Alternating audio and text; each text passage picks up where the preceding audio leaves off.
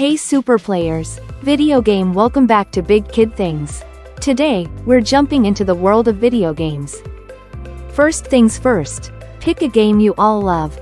It could be racing, dancing, building, or battling aliens. Before you start, take a deep breath and say, "Today, I'm gonna have fun, not just win." That's the gamer way. Playing together means sharing the spotlight.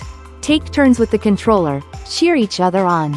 Sometimes you'll lose, and that's okay. Even the best gamers lose. When that happens, try saying, "GG." If someone hasn't had a turn, hit pause and say, "Wanna play next?" Kindness gets you invited to more game nights. Want to find fun two-player games or tips on how to beat a level? Ask ChatGPT. You learned how to be a big kid gamer, kind, fair, and fun to play with. Next time, we're learning how to do laundry.